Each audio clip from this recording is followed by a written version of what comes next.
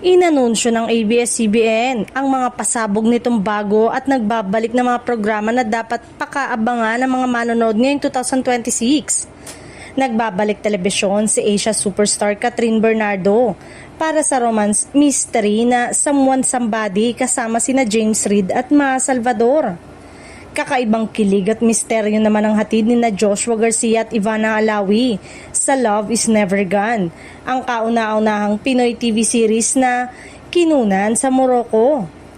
Magsasanib puwersa rin sina kapamilya action star Richard Gutierrez at Gerald Anderson para sa isang maaksyong bagong programa kasama si Bella Padilla bilang leading lady.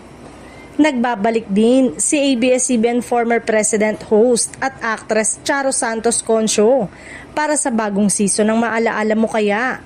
Tampok ang mga bagong kwento na tiyak na magpapaiyak at magpapahatid ng inspirasyon sa mga manonood. Kakaibang kulitan naman ang hatid ni Luis Manzano sa pagbabalik ng kwelang game show na Kapamilya, Deal or No Deal at Minute to Win It. Maliban sa kapanapanabik na plot twist na hatid ng FPJ Batang Quiapo, Roja at What Lies Beneath, di rin dapat palampasin sa It's Showtime at Rainbow Rumble, pati na rin ang mga bago at kakaibang mga transformation sa Your Face Sounds Familiar.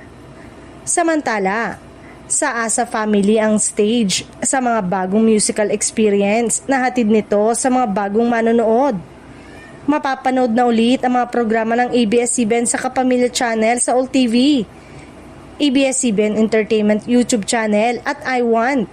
Patuloy namang napapanood ang prime program nito sa A to Z, habang available rin ang ilang palabas nito sa Netflix at Prime Video.